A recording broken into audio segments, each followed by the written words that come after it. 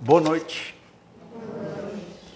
Então hoje, o pessoal que está acompanhando lá no canal, né? Eu vi que algumas pessoas se inscreveram. Quem quiser assistir, é só colocar lá Transmutação Renata, aí tem os evangelhos, né? De vários temas. Acho que deve ter dezenas de evangelhos. Então, aqui acredito que daqui para amanhã também vai pro ar.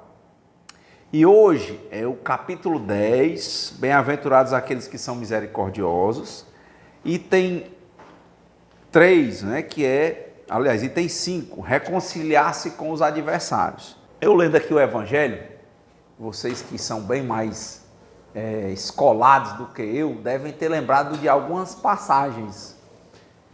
Eu me lembro de 2 histórias que me marcaram muito. Uma foi relacionada ao Divaldo Franco. A outra foi relacionada a Judas. Vocês só não tem negócio de queimar o Judas, né? A Judas. Judas Iscariotes, né? E eu fiquei pensando aqui que esse evangelho está muito ligado a resultado. Mas assim, eu gosto de refletir na minha vida, não pensando muito em resultado. Ele fala, né, de resultado, né, bom, você faça aqui, porque faça até morrer, porque senão depois vai continuar aquela intriga e tal, né?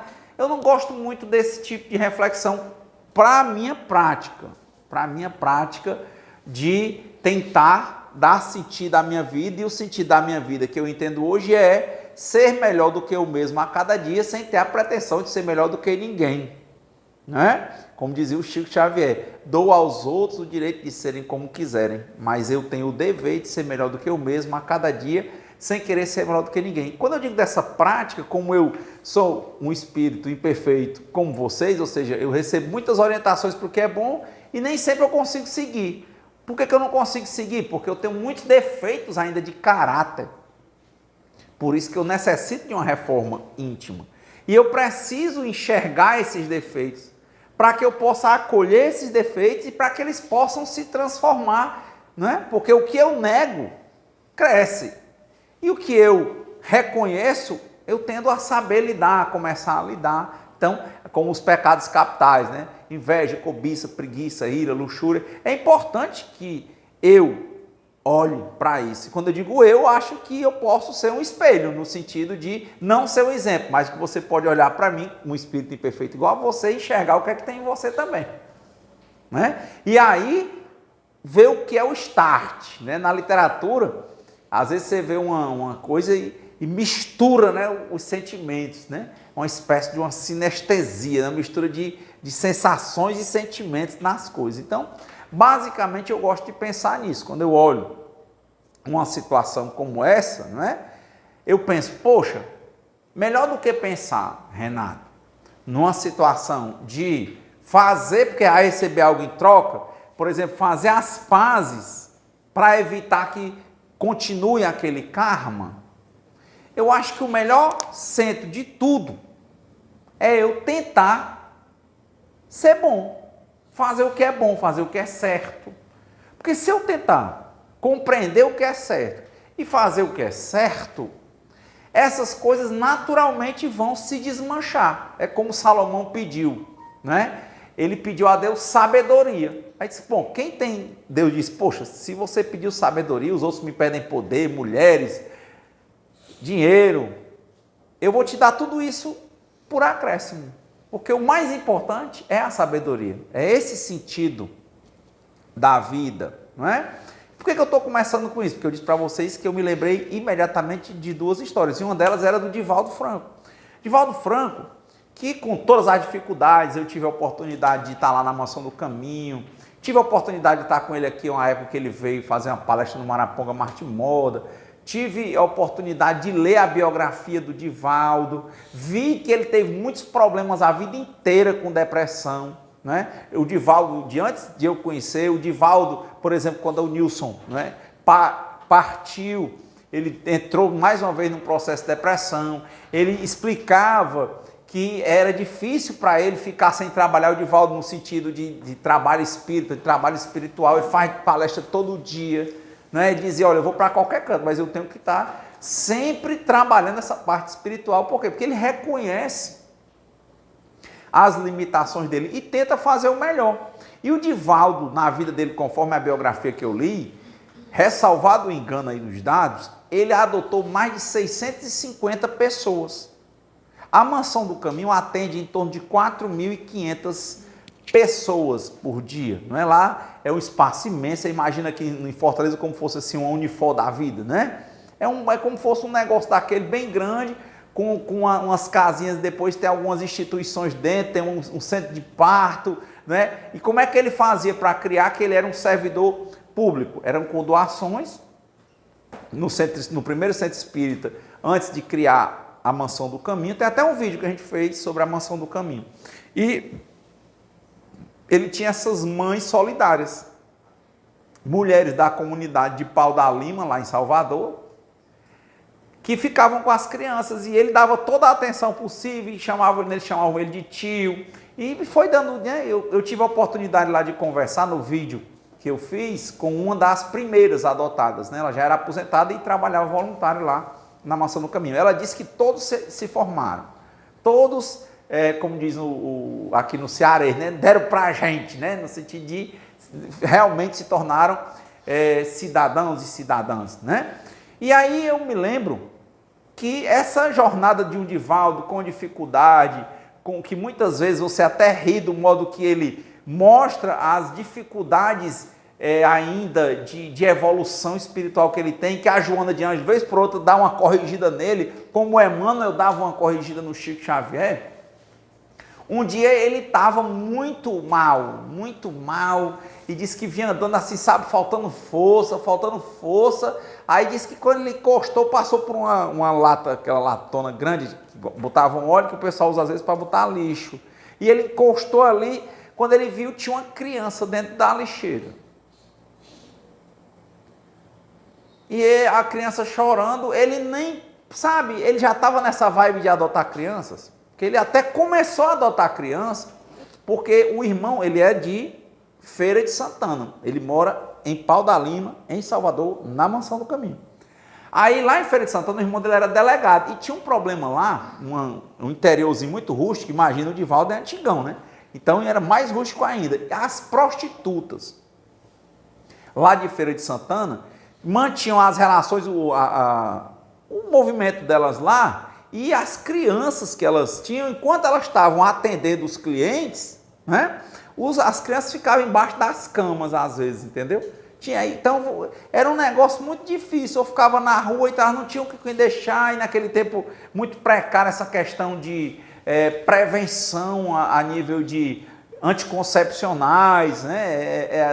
Até nos anos 70, tempos depois, o pessoal ainda tinha aquela coisa de parar de tomar pílula, falar de pílula, uma conversa danada. Mas naquele tempo não tinha, né? Laqueadura, pílula, preservativo, isso só foi difundido mesmo, principalmente por causa do problema do HIV nos anos 80. Ninguém falava, né? De preservativo. Então, você imagina a quantidade de criança que tinha dessas mulheres que viviam nesses prostíbulos lá de Feira de Santana. Era uma situação deplorável e complicada, entende? E ele foi lá e conseguiu, junto com o irmão dele, adotou várias daquelas crianças e levou lá para Pau da Lima. E aí é assim que começa o serviço, as crianças de rua e tal, começou a adotar. E nesse dia que ele ia muito frágil, ele já estava nessa, tá vendo? Ó, o que eu comecei a dizer? Ele estava numa vibe de querer ser bom, ser melhor. Aí, gente, ele nessa fraqueza viu esse menino chorando. Na cabeça dele, na lixeira, ele nem pensou duas vezes. Poxa, um menino na lixeira abandonado. O que foi a cabeça dele? Um cara que hoje a gente sabe que chegou a adotar em torno de 650 pessoas. Qual foi a cabeça dele imediatamente? Foi aquele cara que, você imagina, né? Tem gente assim, oh meu Deus, vou nem abrir a porta que pode alguém ter botado uma criança na porta e eu lá criar menino de ninguém. Quem já pensou, viu gente dizer isso? O Divaldo não ia fazer, se botasse na porta, o que você acha que ele ia fazer? Ele ia criar na hora. Entendeu? Não tinha esse negócio de dizer, vixe, será que eu posso criar? Tem gente que não está tendo nem menino para ficar com animal, porque acha que vai dar trabalho, porque acha que não vai poder. Nada contra, entendeu? Mas assim, ele não quer saber. O negócio dele era, tá precisando, eu estou aqui para adotar. É uma das coisas que ele entendeu, que para ele ser melhor, ele tinha que fazer. Então, assim, eu estou só querendo que vocês entendam que na cabeça desse nível de pessoa, que é o Divaldo, com todos os defeitos que ele tem por ser uma pessoa como nós, ele estava numa caminhada que, por exemplo, adotar, que para muita gente é a coisa do outro mundo, não é isso? Era a coisa mais normal do mundo. Então ele foi, né, se sentindo mal, bateu na lixeira quando viu aquela criança chorando. Ele, sim, a cabeça dele, o pensamento dele foi só o quê? Vou pegar e vou criar perfeitamente. Gente, na hora que ele pega essa criança e que ele tem esse pensamento, tá vendo? Ele não tá com o pensamento, é porque eu devo fazer. Não, o negócio dele era isso aí. Como eu conheço até um caso de uma mulher que ela já adotou, acho que 5, ela, numa condição humilde, já adotou 5 crianças deficientes. E estava procurando agora uma criança, menina negra com HIV para ela adotar. É o perfil da pessoa. Você pode pesquisar na internet que tem. São os tipos que sobram na adoção, entendeu? E tem gente que está querendo, é esse. É a maioria das pessoas? É nada, né? Mas existe. Aí o Divaldo, por que eu gosto de dizer isso? Porque talvez o Renato não tivesse essa vibe, né? Essa reflexão. Eu tenho que dizer, eu não sei, eu vi só uma criança assim, hoje, no nível evolutivo que eu tenho, eu não ia pensar logo assim, vou criar, né? Às vezes a gente diz assim, não, porque tem que levar para a polícia, para não sei o quê, mas às vezes, na verdade, muitas vezes o pensamento na prática, eu sei que tem que cumprir a formalidade, mas lá no fundo é assim, eu não quero aguentar esse peso. Não acontece às vezes essas coisas lá dentro, só a gente com a gente. Mas na cabeça do Divaldo, acho que não passou.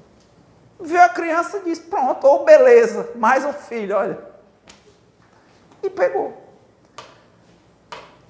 Na hora ele sentiu aquela energia ruim, ele sentiu uma energia boa. Ele ficou bem, sabe? E botou a criança e disse, pronto, beleza, ficou todo feliz. Oh, beleza. Na hora que ele pega e pensa isso, fica feliz, se materializa um espírito na frente dele. O espírito chorando aos prantos. Quem era? Não. Esse espírito tinha uma pendência de ira, de raiva com o Divaldo de uma encarnação dele anterior. E vivia obsediando o Divaldo desde que ele era pequeno.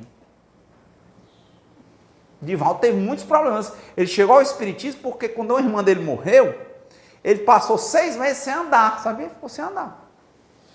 E com o tratamento que conseguiram foi espiritual. Aí o pessoal que estava lá, quando veio para Salvador, ele acompanhou, porque senão eu tenho medo de ficar aleijado de novo. Foi uma coisa bem objetiva, mas ele foi mudando. E aí quando esse espírito apareceu que obsediava, chorando aos prantos, ele viu o que foi.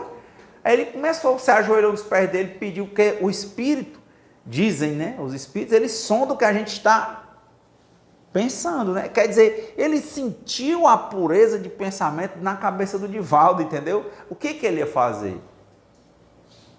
Porque ele sabia que a maior parte das pessoas ia querer ficar ou se livrar de uma criança achada no lixo.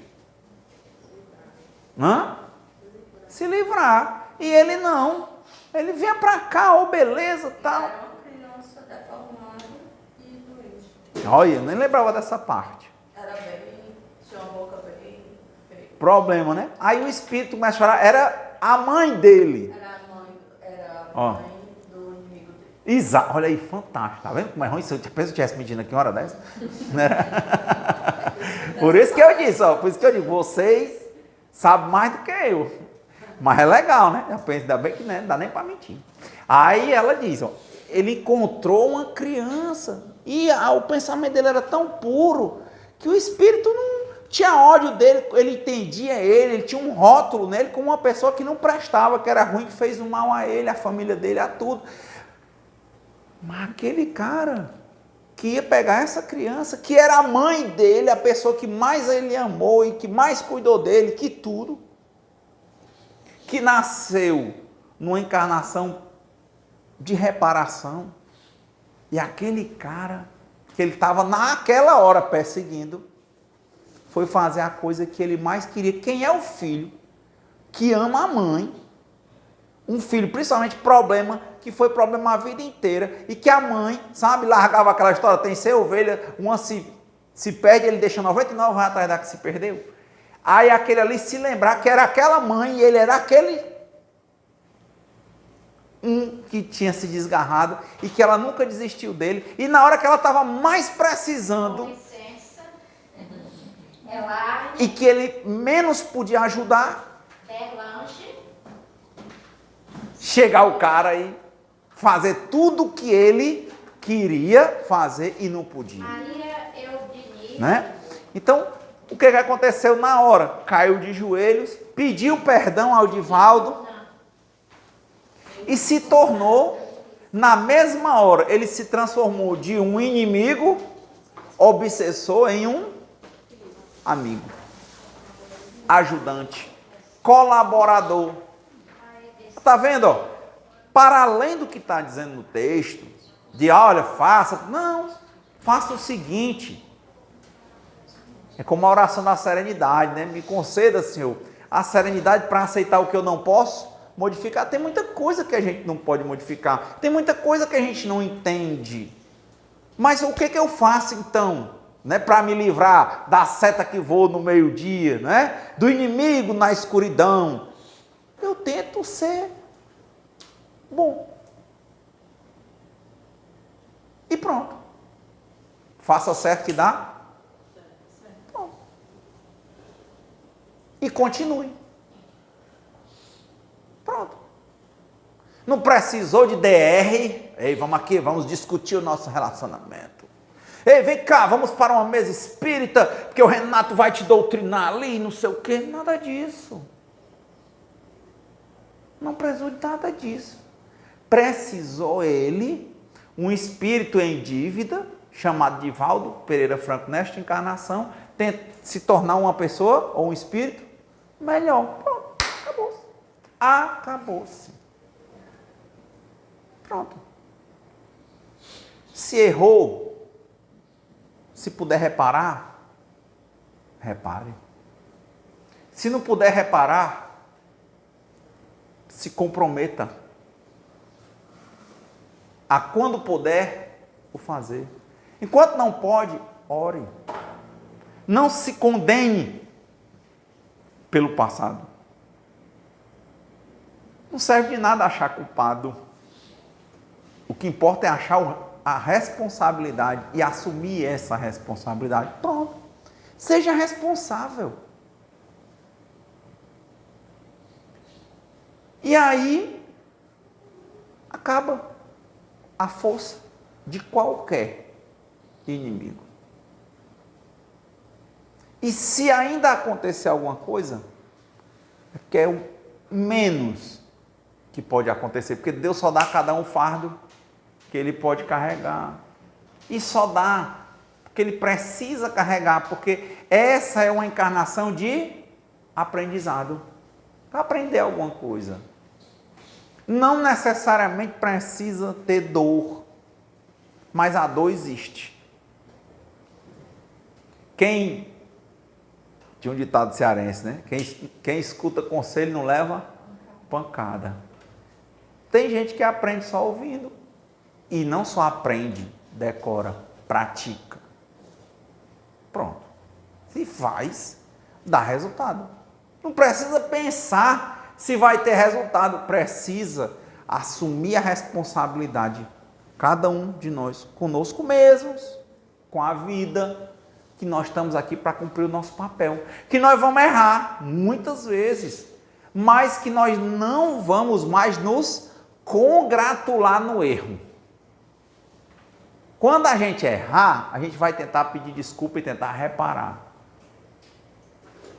Não importa quando, a gente vai firmar o compromisso sincero de reparar, não importa como seja. É aí a diferença. Quando a gente lê, por exemplo, livros, não sei se vocês chegaram a ler também, o Memórias de um Suicida. Quem não gosta muito de ler, tem ele em audiobook. Muito bom, porque é uma novela. Não é assim a pessoa lendo para você, não. É uma radionovela. Lá, eu me lembro de uma passagem muito interessante, que tinham várias pessoas que cometeram várias atrocidades, que reencarnaram com o compromisso de assumirem a paternidade e a maternidade de filhos deficientes. Filhos deficientes físicos. Alguém já leu ou escutou o diálogo, o Memória de um Suicídio? Tem no YouTube, gratuito. Que eu adoro assim, porque eu baixo, né? Aí vou escutando onde eu posso e tal. Quando?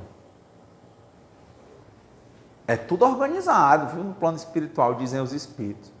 Aquela mãe, ela fez isso, fez aquilo, assim, olha, eu me comprometo na próxima encarnação a assumir um filho doente.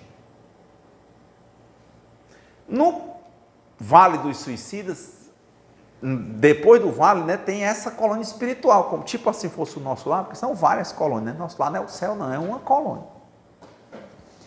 Aí eles, e essa lá em Portugal, né? Na história do Memória do Suicídio, o Camilo, né? Castelo Branco e tal. Aí ele, dessa colônia, eles chamam, a pessoa está dormindo, né? Assim, né? Em sonho, eles têm uma reunião com aquelas pessoas. Ó, você se lembra? Tá, agora vamos lembrar aqui, na outra encarnação você fez essa promessa que ia nascer, você ia assumir esse ônus, não é? Pode-se dizer assim, reparatório de assumir uma criança com problemas sérios de saúde. Ó, quer dizer que a criança que já está no ponto. Aí você imagina, né? Era uma mãe que está ali planejando, né? Na outra encarnação, sem se lembrar, né? Está ali planejando, né? Bem bonitinha, como diz aqui não será só o filé, não sei o quê, pensando, né? Tudo lindo, aquela família doriana, né? Um filhinho bonitinho. Aí ela vai lá, senta com o marido no plano espiritual, sonha que vai nascer o filho deficiente. Ave, mãe. Né? Também é como eu disse, o negócio do Divaldo, não é para todo mundo, não.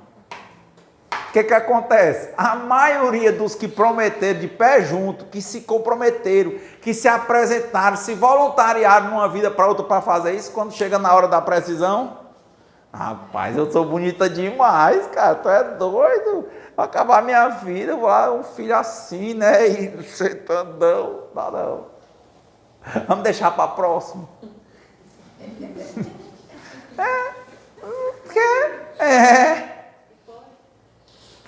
Pode. O que são, eu gosto muito dessa pergunta de Jesus para Emmanuel, lá no há 2000 anos, né? O que são, Senhor, 2000 anos dentro da eternidade? Um dia você vai pagar. Pode ser que você diga assim, eu não quero agora porque eu sou só o filé. Não? Então tá certo, na próxima encarnação você vem, sei lá, só a gordura. Será que assim você vai querer? O que é que você... Ah, mas eu não quero nascer feia. Pode. Sempre o que eu vejo nos livros e tudo é conversado. Só que o problema não é a sua beleza ou feiura, não é você ter, para adotar não é ter dinheiro ou não ter, né? Assim, né? É ter aquele coração de mãe. Entendeu? É isso. Mas quando a pessoa não quer, ela arranja outro... É outra coisa, ela arranja um pretexto para não querer. Arranja. Eu sei que é pesado, o fardo não é maneiro. Né? Então, quando você vê essas situações, você imagina o nível, né? Quem era esse espírito que ia ser o seu filho? Provavelmente... Porque é uma teia, né? Quando a gente começa a ler, é impressionante, né? O livro espírita. Termina tudo se junto, né? Assim no final, né? Quem já leu o livro espírita, né? Tudo, as histórias tem um fecho, se encaixam. Então, provavelmente, ali também já era uma reparação de mãe, de pai, algum inimigo. Você vai uma dor grande dessa vai ser uma reparação de um monte de coisa que você também nem sabe. Mas a grande questão não era você saber o que você estava reparando. Você sabe o que você fez e foi você que se comprometeu a fazer aquilo. Eles não impuseram para você, não. Você tem que ter a maturidade de querer e você quis e pediu. Só que quando chega na hora não quer. Aí quando desencarna, passa por outros problemas. Aí de novo, oh, meu Deus, de novo eu quero, viu? Aí vai, e vai de novo, quer de novo. Quer quantas encarnações? Eu quero 1000 anos. Sem problema. Não. Um dia você paga, minha filha. Mas eu não quero agora, não. Daqui os próximos 1000 anos? Mais 10 encarnações? Mais 20? Não esqueça, Deus é imortal. E você também. Então, não te preocupa. Um dia você me paga. Agora, tem que entender, né? Que cada vida, os problemas não tiram férias. Quando você enfrenta um negócio desse, você dá um salto evolutivo, se você souber enfrentar. Enquanto não, você fica, como quem chama, é como se você fosse um fio descascado, certo? A vida dando choque, as coisas não se encaixam, não é assim? De novo, porque você tem coisas a reparar e você não quer e tende, quem faz um cesto, fazer um cento. Se você é uma mulher, um homem, que você deu sua palavra, é o seu espírito de fazer algo, porque compreendeu, porque sentiu que tinha que fazer, e na hora que chega, você refuga, provavelmente você é uma pessoa que na sua vida você também refuga tudo. Vai ser uma mulher, um homem que tem anorexia de amor, vai chegar um relacionamento para ele vai regurgitar, por quê? Porque ele vai ter medo depois de ficar sozinho, de perder, de não dar certo. Eu conheço mulher, como eu disse, que é muito bonita e tudo, que chegou aos 50 anos, nunca teve filho porque achava que ia estragar o corpo e a profissão dela precisava disso, daquilo, depois a cobrança vem. Então, provavelmente ela não está refugando só a maternidade, ela refuga um monte de coisa na vida. Ela assume um casamento, quando chega na hora do casamento aqui, aí ela começa a ver as amigas tudo solteiras, ou que se separaram, ou brincando, não sei o que, ela começa a querer aquela vida. Ela começa a refugar, e refuga casamento, aí passa um dia, aí ela não sabe o que faz, aí vira ficante, vira junta, casa de novo, separa, não sabe, ela refuga, pegou, ela bota para fora. Mas, porque desde aquilo ali, ela já refugava as coisas. Ela não assumia o compromisso. E, logicamente, que esses espíritos... Rafael e Christian. Olha o nome do evangelho, que a gente falou, reconciliar-se com os adversários. Esses adversários vão continuar existindo, gente. Não é não? Enquanto se você tivesse assumido o seu papel, que você escolheu, você ia resolver provavelmente a sua situação com esses adversários. Mas você não quer, entende? Você não entende que uma pessoa rica, bonita e famosa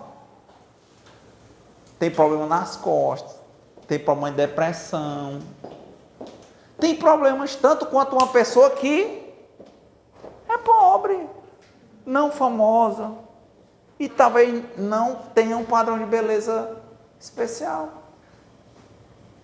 Quando você amadurece no plano espiritual, você vai entender que a dualidade da matéria tem sempre momentos de alegria e momentos de dor. Mas que todos os dois vão passar. Ponto.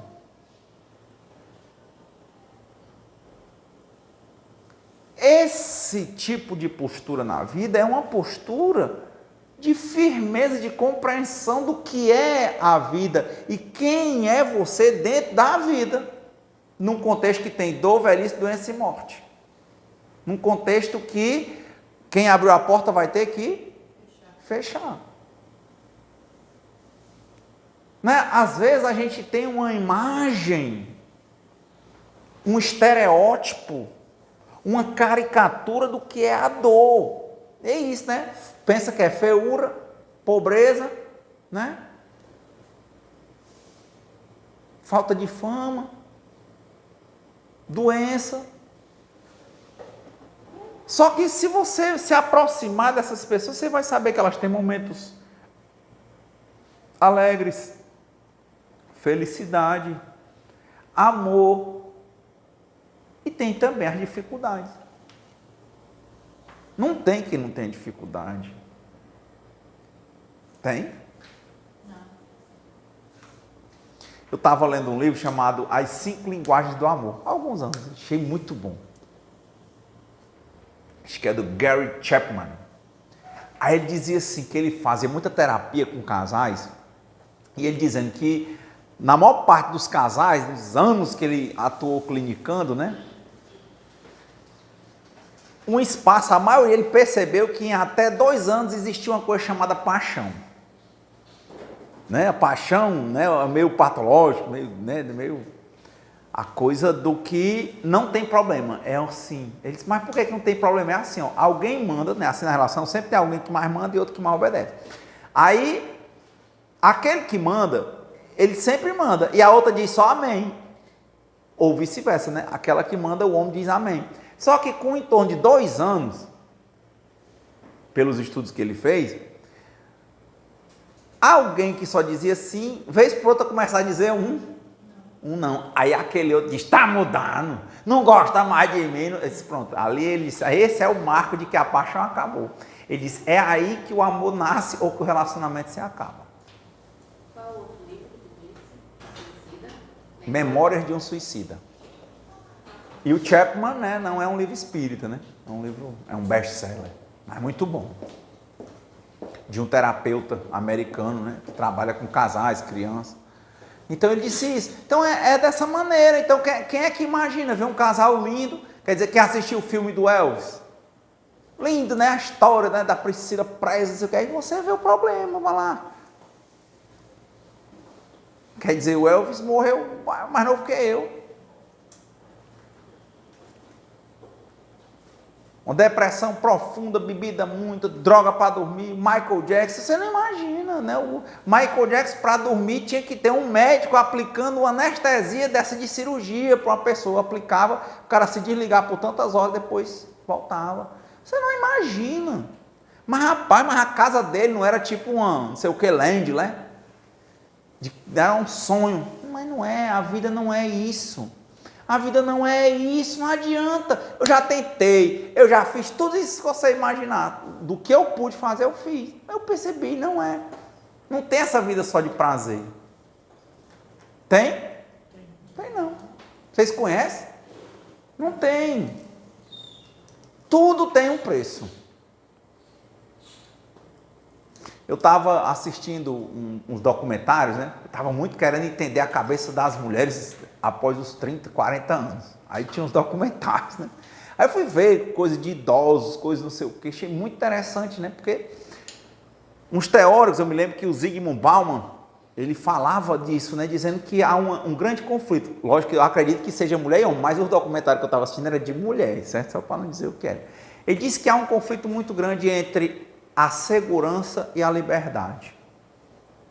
Aí eles perceberam que as mulheres que sempre foram que era de segurança, uma vida muito regrada, muito isso, aquilo e tal, casava, tinha filho, trabalhava, não sei o quê, quando chegava a uma certa idade, aí ela queria o quê? Liberdade. É por isso que às vezes a mulher enviuvava e aí pronto, aí se solta, né? E tal, quando acontecia uma separação, porque ela queria liberdade. Aí quando passava um tempo, ela ficava só, aí ela sentia falta. Por quê? Porque ela se soltou tanto que ela queria segurança. Aí ele contava, né? Outras mulheres, elas fazendo uma análise, por exemplo, o pessoal que veio da geração hippie, né? A geração sexo, drogas e rock and roll, né? Que foram dos anos 60, 70 e tal. Aí ele via a mulher independente, mulher isso, aquilo, mas que viveu uma liberdade para fazer o que ela quisesse bem entendesse. Quando chegava lá na frente, poxa, a lamentação dos depoimentos que ele pegava era essa. Poxa, eu devia ter investido mais em segurança. Ele disse, para o Bauman, ele disse assim, nem que se concilia. Por quê? Porque a cabeça da gente, quando a gente não busca um equilíbrio, né, assim, né? Ela é de extremo. E aí, vem o problema. Quer dizer, é o que o Nicholas Irihan, ele fala, né? Prazer existe e dor existe. Eu tenho que aprender a viver as duas coisas. Ele disse, ele coloca o prazer como o vento. Quando vem o vento, eu me sinto bem com o vento. Eu aprecio a brisa do vento. Quando o vento passa, eu simplesmente sinto um pouco de calor. Onde é que está o problema? Quando o vento passa, a gente fica correndo atrás do vento. Quem corre atrás do vento, planta vento, colhe o quê? Tempestade. É aí. Sabe? E aí você, nessa hora que você corre atrás do vento, o seu obsessor vê a sua imunidade baixa. E se aproveita. Porque a sua cabeça não era essa cabeça de querer ser melhor do que você mesmo. A sua cabeça era de extravasar, de curtir, de ser eufórico. E dizem que do lado da euforia vem a depressão. É o eufórico, é eu fora. Não dá. Mas quanto tempo a gente vai levar para entender a questão do equilíbrio? Para aprender a gostar da gente como a gente é. E tentar se enxergar e se melhorar. Porque aí a imunidade da gente vai ficar alta.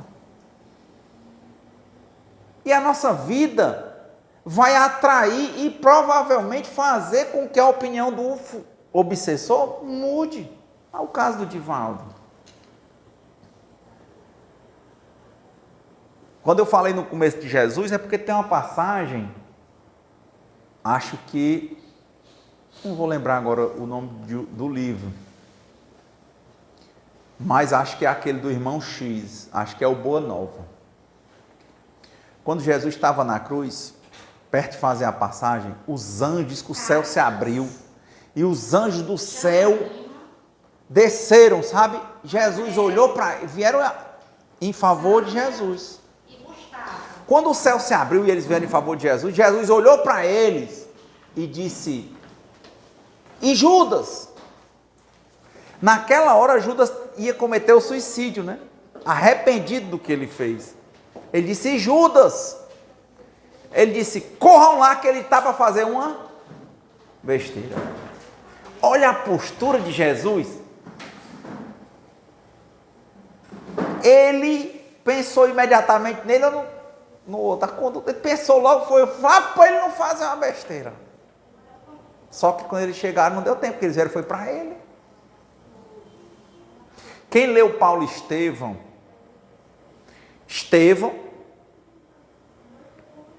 foi apedrejado por Paulo, né, que era Saulo de Tarso. Foi uma passagem tão bonita, eu até me arrepio quando eu me lembro. Porque quando a pedra foi cantar mesmo, porque Estevão era bom, é apedrejado só porque ele era de uma fé diferente. Para os judeus até hoje, Jesus não é o Salvador, ele é como se fosse um profeta. Então eles foram lá cantar a pedra, né? Em Estevão.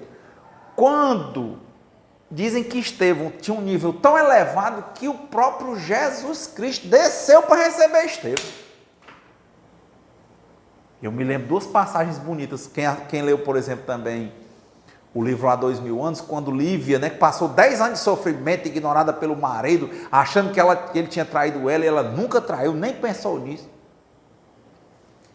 Que quando o leão dá uma patada nela para matar dentro da arena do Coliseu, Simeão vai lá e pega ela, tira o espírito dela, na hora nem sente nada. Quando ela vê o leão, é o Simeão, ela não sente nada. E ali Jesus apareceu para resgatar Estevão, para não sentir dor no apedrejamento. Quando Jesus veio pegar de Estevão, disse, epa, mestre, olha a ideia dele. Primeira coisa que ele disse, Eu quero que esse rapaz não tenha culpa de nada. Eu não tenho nenhuma raiva dele. Ele parou no meio disso para falar com Jesus, para perdoar logo Paulo, que ainda era Saulo de Tarso. E fez um pedido a Jesus, de dali em diante ele se tornar um espírito guardião de Paulo. Na mesma hora, a pedra cantando, ele não, mestre. É esse tipo de postura que eu acredito que nós ainda não temos, mas a gente pode chegar. Se a gente for tentando, pode chegar às horas decisivas da vida da gente, a gente toma a posição. De novo, a gente não vai refugar. Por que a gente não vai refugar? Porque a gente vai entender. Aprender a, quando vier o vento, se deliciar com o vento. Pode ser esse vento, pode ser sexo, pode ser o que é que te dá prazer. Mas isso vai passar. Se você ficar correndo atrás, fica complicado. E aí é que é importante para quem acredita que existe um Deus, que existe um Dharma, uma ordem no universo, para entender que nós não estamos sós, nem estamos desamparados, que sempre a vida material vai ter essas oscilações, e talvez seja a maior lição a gente entender que tem que ser o melhor, o nosso casamento conosco mesmo, na alegria e na tristeza, na saúde e na doença, nos amando e nos respeitando, só que aqui a morte não nos separa. É muito importante. Eu estava lendo Provérbios na Bíblia e diz assim, para que foi feito o homem? Para o amor. O que se espera do homem? O amor. Só isso. E amar as coisas como elas são. Ah, sexo é bom. Ah, é? Aí por isso você vai virar uma ninfomaníaca? Aí é o problema. E não é aí que estão os problemas? Ai, rapaz, bom é comer um churrasco. Uma picanha, né? E tal. Eu disse, pois é, mas se comer demais, toda hora só pensar em picanha, você vai desgraçar o jumentinho do seu corpo. Mas não custava nada, né? Uma vez ou outra comer uma coisa. Mas, não. Ah, rapaz, bom é sorvete. Oh, rapaz, eu boto sorvete na boca, sei lá, de chocolate, de flocos de leite ninho, não sei de quê. Beleza, mas tu vai passar todo dia comendo isso? Não, agora eu vou tomar café, almoçar, jantar, sorvete, porque eu tenho dinheiro agora. Vai dar problema. E, de novo, na hora do problema é que a imunidade baixa. E é que vai ter problema na sua vida. E quem fica correndo atrás do vento? Está vendo? Não, a compreensão que eu vejo dos espíritos é isso. Prazer é ruim? É ruim? Não. Correr atrás dele dá problema. Ele vai vir e ele vai passar. A dor é boa? Você não vai achar não, mas depois você vai entender. Vou dar só um exemplo besta. Tem um pouco tempo, né? Uns poucos anos que eu comecei a meditar. Eu comecei com 1 minuto, hoje eu medito meia hora todo dia. Aí eu faço aquela posição de meditar, que lhe incomodou muito no começo. Hoje, eu passo horas sentado daquele jeito. Minha coluna está como? Retinha. Era horrível. Toda hora eu estava curvado, não sei o quê. Aí beleza, né? Não foi ruim, né, Renato? Foi. Mas depois melhorou. Hoje eu só gosto mais de sentar naquela posição. Acredita que eu fui levando meu pai, que era cadeirante, teve um acidente. Eu caí sentado. Há uns poucos meses eu vim para cá, acho que eu ainda estava de faixa. Caí e fraturei uma vértebra, a L2. Caí, fiz assim, onde ela fez assim, ela fraturou. Uma dor. Mas eu pensei, sabe, naquele momento é como diz, né? Quem chama Deus no verão, no inverno, ele vem. Se eu estou sempre procurando botar minha cabeça em Deus, que não existe a casa e tal, eu botei isso naquela hora e levei aquilo com tranquilidade, botei a faixa, já passou, já tirei a faixa, já recebi alta, já tudo. Mas eu fiquei impressionado que o médico dizia até uns 3 meses. Em 2 meses, ele viu meus exames e disse, não, está tudo beleza. Qual era a preocupação dele? Ficar machucando. Porque uma fratura, né, trinca. Se você fica batendo, aumenta. Qual era o problema? Eu não caí assim, ó, sentado. O que é que eu precisava para não machucar minha coluna? Sentar reto. Nunca machuquei. Porque eu só sentava reto. Ó, era tão interessante, se eu ficasse assim, doía. Eu não ficava. Mas eu sabia, se eu esquecesse, doía. Olha aí, eu me lembrei, olha aí, eu nem me toquei. Fui fazer uma coisa que eu estava achando que era importante para outras coisas. Eu entendia que se os antigos faziam daquela posição, eu sei que você pode meditar na posição que você quiser. Mas eu dizia assim, moço, se esses caras fazem assim, assim, eu vou tentar fazer assim. Como eu estou tentando fazer o lótus puro, né? Você não bota o lótus puro, dá 2 pés em cima das coxas, né? Eu ainda não consigo, eu boto um e o outro. Mas vou chegar lá. Mas no dia que eu tive um problema de saúde, o que foi que mais me ajudou?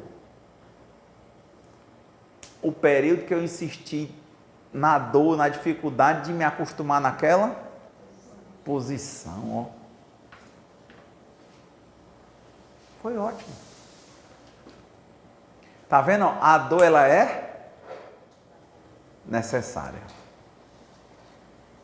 Tanto o prazer quanto a dor. Mas quem vai conseguindo melhorar quando vier a dor, a gente não sente como a maioria das pessoas que estão procurando só o prazer vão sentir. Vai passar rápido. As pessoas falam, oh, meu rapaz, eu sou como... Não, foi, sabe, assim, impressionante. Foi uma coisa tranquila. Foi tranquilo. Imediatamente fui para o médico, fiz todos os exames, comprei logo a faixa, fiz o que tinha de fazer. Comprei um remédio, ele disse, olha, compra isso aqui, é tipo quase uma morfina. Se sentir dor, tome. Eu nunca tomei. Quer dizer, a dor foi, né, foi muito útil. E hoje, está aí, normal. É o que eu quero dizer, concluindo, foi o que eu acho que o Divaldo fez. Ele tinha essa postura de adotar. Quando veio mais uma, mais outra, era natural para ele. Quem não sabe que criar alguém dá trabalho? Né? Mas ele não abriu mão dessa responsabilidade. Ele assumiu. Então, para a gente, talvez fosse uma coisa impossível. Para ele era uma coisa normal. Porque ele já vinha se aperfeiçoando. E é aí que eu entendo que os inimigos, se tiverem, né? Eles podem se tornar amigos. Então, o que eu acho que é a conclusão disso? Ah, eu vou logo fazer amizade, eu não vou fazer inimizade. Por quê? Porque para eu não ter um problema na outra encarnação ou nessa encarnação. Não. Tente ser bom. Não se culpe quando você recair. Retome o caminho, levante, peça perdão, peça desculpa, tente reparar e continue. Continue, continue, continue. É um jogo, como quem diz, que você vai errar e acertar. Tente errar 40% e acertar 60% que você sai ganhando. Mas não se arvore, não fique feliz com o erro. Também não se culpe. Assuma logo a responsabilidade de reparar. Aí eu acho que tudo muda. Então, dado o tempo, né, agradecer a vocês. Mais uma noite nós estamos aqui, né? Que bom, porque vocês me ajudam na minha recuperação, né? Na minha, também no meu compromisso de ser melhor do que eu mesmo a cada dia, sem querer ser melhor do que ninguém, porque todas essas histórias para mim são espelhos. A minha é mais uma história espelho de outros, de alguém que imperfeito vai andando aos poucos, então quer dizer, eu acredito que a mensagem que passa é que alguém outro que também acha que está muito distante, se aquele ali consegue, você consegue também. Né? E a gente está junto. E fora a gente tem Deus, que é mais do que tudo. Então, que Deus nos conceda a serenidade necessária para aceitarmos as coisas que nós não podemos modificar. Coragem para modificarmos aquelas que nós podemos e sabedoria para distinguirmos uns das outras. E, a meu ver, que seja feita a vontade de Deus antes da nossa. Boa semana e até a próxima quinta, se Deus quiser.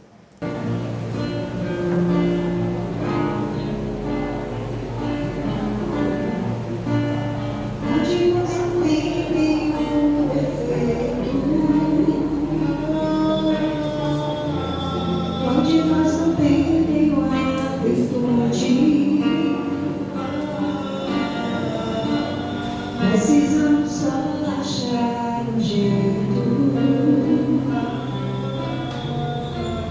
de suavizar o lado de. Vamos ajudar-nos mutuamente e somar as nossas qualidades. Fazer um mundo diferente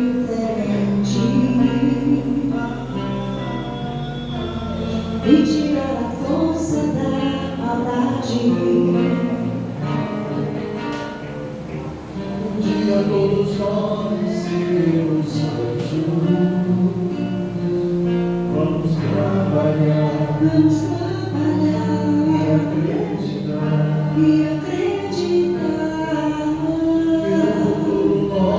Seremos anjos no planeta onde o amor, unicamente o amor, há de reinar. Um dia todos nós seremos anjos. Vamos trabalhar e acreditar.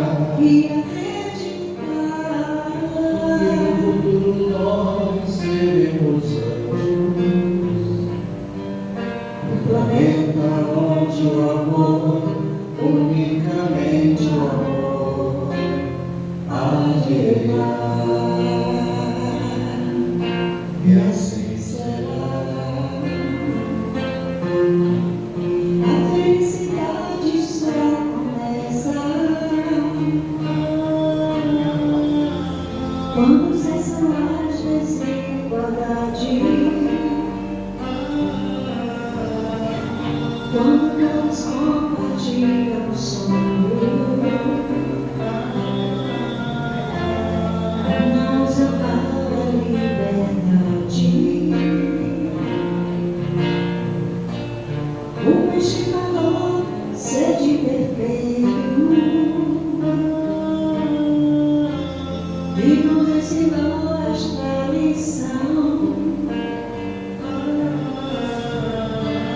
que somente amor será eterno. Ele está a nossa salvação. Um dia todos nós seremos anjos. Vamos trabalhar e acreditar. E todos nós seremos anjos do planeta onde o amor, unicamente o amor, há de reinar. Um dia todos nós seremos anjos. Vamos trabalhar e acreditar.